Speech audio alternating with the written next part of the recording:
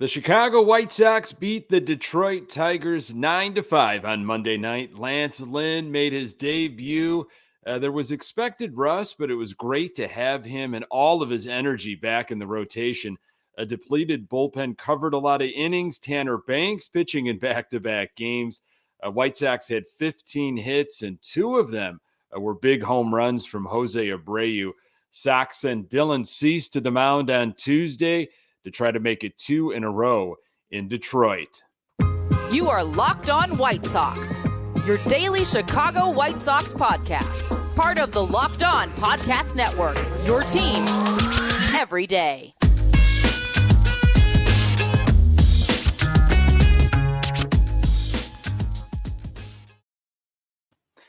Hey, Sox fans, welcome to Locked On White Sox. Thank you for making Locked On White Sox your first listen each and every day. We're free and available on all platforms. Follow us on Twitter and Instagram at Locked On Sox. Also, subscribe to our YouTube channel. Just search Locked On White Sox. Today's episode is brought to you by Blue Nile. Make your moment sparkle with jewelry from BlueNile.com. And Locked On Sports listeners get $50 off purchases of $500 or more. This podcast exclusive includes engagement. Use code Locked On at checkout. Hey, I'm your host, Nick Borowski, a lifelong diehard Chicago White Sox fan, recording this podcast just blocks from the ballpark in beautiful Bridgeport. You can find me on Twitter at Nick_GGTB. Really appreciate you letting me steal some of your time to talk White Sox. Locked On White Sox is part of the Locked On Podcast Network, your team every day. Hey, it's Dylan Cease Day, and he has been outstanding in Detroit during his career. Lance Lynn made his 2022 debut and brought the fire.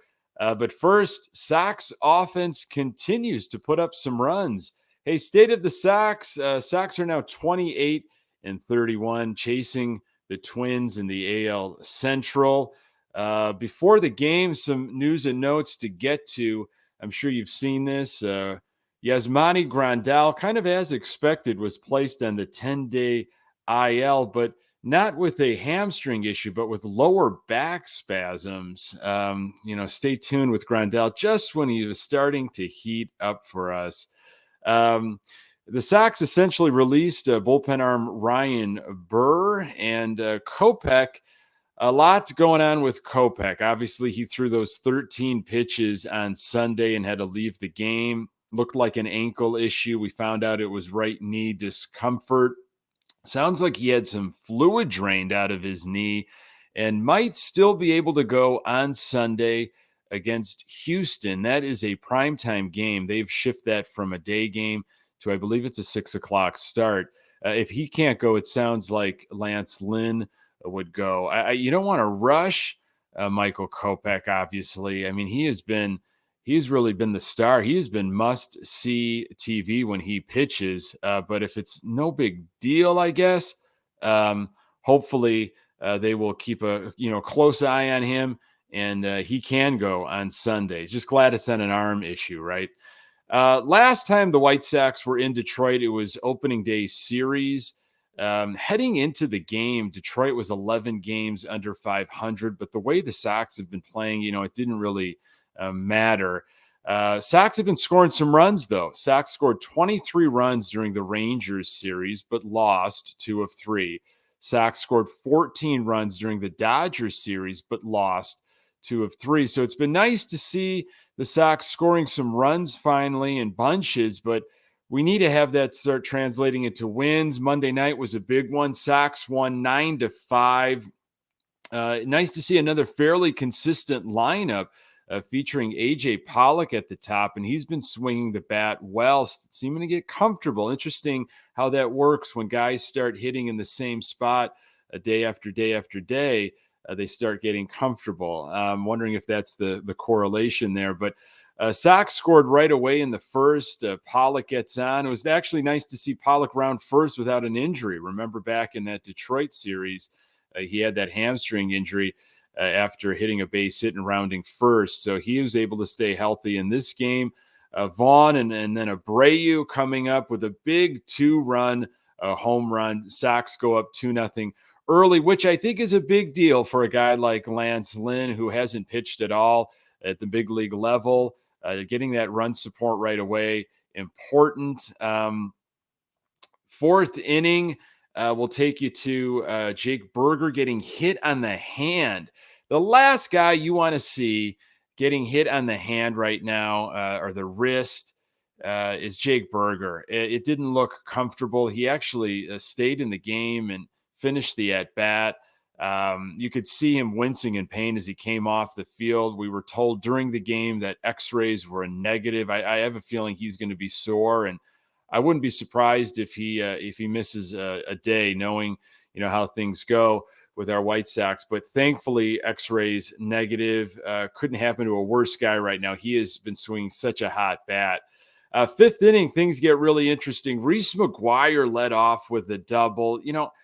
I know Reese McGuire's numbers aren't amazing, but it just feels like he gets a double. He gets a base hit when we need it. Again, not the guy that we thought was going to be the answer in the catcher spot, but leads off with a double. And then Danny Mendick, another guy that has been making his playing time the most, with an RBI single. It's 3-3 White Sox. Pollock with another hit. Still nobody out. Vaughn hits into a double play. Then Robert finally, feels like forever, right, that he's been swinging a hot stick, shoots one in the left center. Mendick scores 4-3 White Sox. And then Zavala came in to pinch hit for Burger. That's when we knew kind of that he was out. Danny Mendick, can't say enough about this guy. He had some plays in the defense at second base. At shortstop, wherever he can play, he's been making the most of it.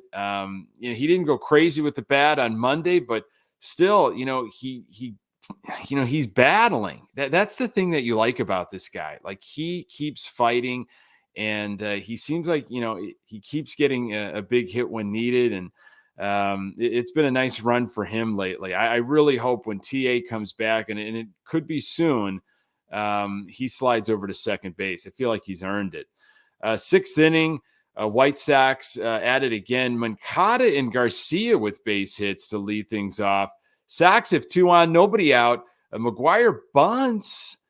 Chafin throws wildly to third. That ball sails into left field. Moncada scores. Garcia scores. It's 6-3 White Sox.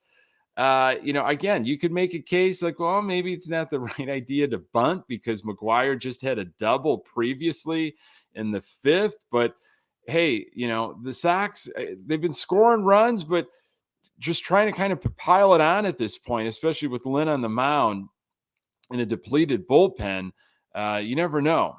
We've seen some crazy stuff this past weekend. So, and look what happened. You force the defense to make a play. Ball flies into left field, and you get 2 runs for it. Vaughn had a base hit. McGuire scored. It's 7-3 Sox in the sixth. We'll flash to the ninth. Jose Abreu up again with a monster to dead center 2-run home run. Mercy. He loves playing into Detroit, and I hope this is him starting to heat up. I hope he can join guys like Burger and Vaughn and Pollock, who's been swinging, and Mendick. And I hope maybe Abreu can carry the team for a bit. Nothing against what Burger or Mendick have been doing for this White Sox team. But it would just be nice for guys that, we were counting on going into the season to also go on a tear, right? And just kind of feed off each other. Great to see Abreu with 4 RBIs. Sox final offensive numbers: 15 hits, 9 runs, 3 walks. They struck out 10 times, 4 extra base hits, 2 doubles, and 2 home runs. Mendick was 1 for 4. Pollock 2 for 5. Garcia 3 for 5. What a difference being dropped down in the lineup has made, right? You've seen where Garcia has been hitting recently, and he's been getting hits in bunches. Fascinating stuff. Hitting down in the 7, 8, or 9 spot makes a huge difference for a guy like Garcia. Good on him for finally getting some hits. when put in those situations. Abreu 3 for 4, 2 home runs, 4 RBIs. Sox were 4 for 11 with runners in scoring position. The big man, Lance Lynn, is finally back. I'm going to tell you why having Lance Lynn back is such a difference maker. More on that in a moment. With the ever-increasing numbers of makes and models, it's now impossible for your local chain auto parts store to stock all the parts you need. Why endure often pointless or seemingly intimidating questioning and wait while the person behind the counter orders the parts on their computer, choosing the only brand their warehouse happens to carry? You have computers with access to rockauto.com at home and in your pocket. Save time and money when using Rock Auto. Rock Auto is a family business serving do-it-yourselfers for over 20 years. Go explore their easy-to-use website today to find the solution to your auto parts needs. Go to rockauto.com right now and see all the parts available for your car or truck. Write Locked On in their How Did You Hear About Us box so they know we sent you. Amazing selection, reliably low prices, all the parts your car will ever need. rockauto.com. The ultimate NBA mock draft starts June 16th with over 50 insiders. Nothing equals the ultimate NBA mock draft. The Locked On NBA Big Board Draft experts plus the Odyssey insiders. First pick is June 16th. Search Ultimate NBA Mock Draft and follow now so you won't miss a pick. So Lance Lynn, finally, we get to see what he can offer this 2022 White Sox team. We need him. He was so valuable to us in 2021. Spent some time in Charlotte, 3 games to be exact, and it didn't go very well for him. He gave up 15 hits in those 3 games, 10 earned runs. But he's a veteran, 35 years old, and there's something about his presence, and you just felt it when he was going to be back regularly, pumping him into that rotation, the energy he brings, the excitement he brings, and we're going to talk a little bit more of the fire that he had early in the game. It didn't start off very well for Lance Lynn. Gave up a home run immediately. He was not sharp in this outing, but that's to be expected. Gave up 2 runs in the first, 1 run in the second. You just felt it as a Sox fan. Here we go. We had a lead early, and now we're giving this right back. Again, you just have to kind of understand that this is going to happen with a guy like Lance Lynn. He's gonna need to get into his groove a little bit. It's going to take a few starts. He gave up 7 hits after 2 innings. It was 3-2 Detroit. Then there was this issue in the dugout. I don't know if you saw it or read about it or saw any of the video. I saw some clips on social media, and they covered it in the post game. Lance Lynn and Joe McEwing, third base coach Joe McEwing, getting into a shouting match in the dugout, very animated. Lynn was extremely aggravated and animated, on fire. And Chuck was talking about in the post game about it could have been something to do with how the defenders were shifting while Lynn was pitching, especially on the right side when he gave up a hit. It seemed like he was very confused on the placement. And I think that's one of McEwing's jobs, is to be working on shifting the infielders. They were going at it. I don't know. Hopefully all is well, but it was just kind of nice to see a little bit of fire in the dugout. And, Lynn settled down after that. 3rd inning, he had a 1-2-3 inning, 55 pitches after 3. 4th inning, Lynn starts to get in a little bit of a groove, but Detroit had something going on with 2 outs, runners at the corner. Lynn gets out of it.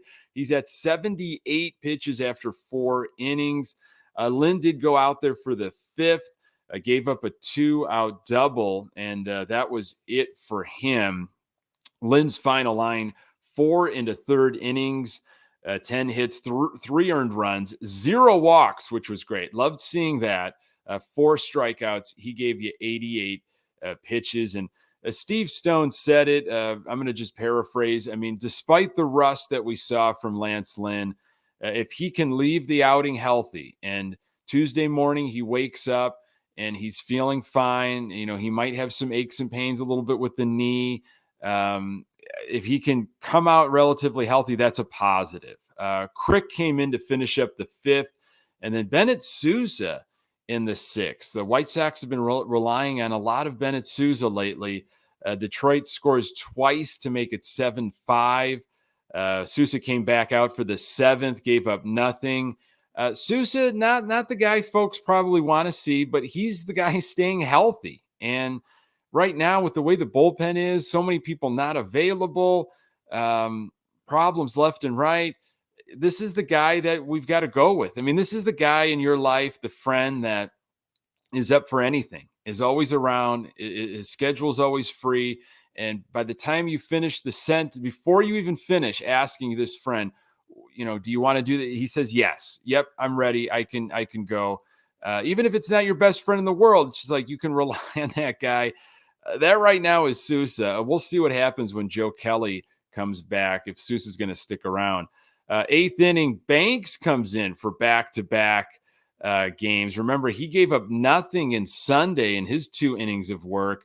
There was a close call, but it was a 1-2-3 inning for Banks. Then Graveman gets the 9th. Apparently, Hendricks is having some arm stiffness. We found out before the game that some discomfort, but Hendricks was going to play catch on Monday. He might be available for Tuesday. So I guess this is why we haven't seen Hendricks for several days, because he's been dealing with some arm stiffness. A lot of issues going on with our bullpen. A lot of things seemingly kept secret from us. We find out later that these things have been hampering Sox players for several days. Why did they not go on the IL earlier? I don't know. There seems to be limited guys, and we're relying on our starters. Sox are going to try to make it 2 in a row. And I'm going to tell you why they are sending the right man to the mound on Tuesday. More on that in a moment. Whether you're ready to pop the question or you're just celebrating a milestone moment, find jewelry as unique as her with the modern convenience of online shopping at BlueNile.com. Blue Nile has simple online tools that let you choose the diamond shape, size, and clarity, as well as setting style. Blue Nile's bench jewelers will then handcraft her perfect engagement ring. Each ring is one of a kind. Looking for fine jewelry but having trouble choosing? Blue Nile has jewelry experts on hand 24/7. Available via phone or chat to help you find a memorable gift at every budget. Make your moment sparkle with jewelry from BlueNile.com. And Locked On Sports listeners get $50 off purchases of $500 or more. This podcast exclusive includes engagement. Use code Locked On. That's code Locked On. Plus, every order is insured, ships free, and arrives in discreet packaging that won't give away what's inside. Shop stress-free and find your forever piece. Go to BlueNile.com today. So Tuesday is a Dylan Cease day. He is going to the mound. Last time Dylan Cease pitched was Thursday, June 9th against the Dodgers. Yes, that June 9th against the Dodgers. The Let's Walk Trey Turner with a 1-2 count game, June 9th. Dylan Cease, you remember that game, don't you? Yes. Dylan Cease went 4 2/3 that game, gave up 6 runs, but 0 were earned. There was that error by Jake Berger. Cease pitched in Detroit back on April 9th and got the win way back at the beginning of the season. Dylan Cease is the right man to send to the mound.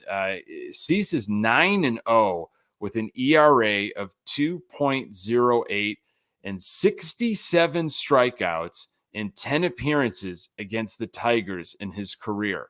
That number is just unheard of in an era where it's very difficult to get wins as a starting pitcher. To have 10 appearances and to be 9-0 with an ERA of 2.08. I mean, it's hopefully I'm not jinxing him right now, but he needs a good start. Dylan Cease is due for, a 7-inning Could he go 8? With all these bullpen issues, Detroit is not a very good hitting team. They've got their issues. Again, kind of funny. We thought, well, at least I had a feeling. I don't know about you. Maybe you were thinking Detroit too. Definitely thought Sox were going to be in first place at this point, almost mid-June. And I thought Detroit was going to be a team that was kind of nipping at our heels. We kind of knew they were there, but they were hanging around second place. They've dealt with a bunch of injuries and just things have not happened for them either. But Dylan Cease, man, if we're going to have a good start, this is the time to do it. I feel like he's got, a feeling of, if he knows these numbers, right? So there's a comfort there, and it'd be nice to get 2 in a row, especially against the AL Central. Want to thank you so much for making this podcast part of your daily routine. You can find the Locked On White Sox podcast absolutely everywhere you find your podcasts. We are on Twitter and Instagram at Locked On Sox. You can find me on Twitter at Nick_GGTB. Thanks for making Locked On White Sox your first listen each and every day. Now make your second listen Locked On MLB with Paul Francis Sullivan. Please call him Sully. Brings you his unique perspective on the major leagues past and present. It's free and available wherever you get your podcasts. Coming up in the next episode, I'll recap Dylan Cease's outing and hopefully be breaking down another White Sox win. Appreciate you making time for the Locked On White Sox podcast. I'm Nick Morawski. Until next time, go Sox.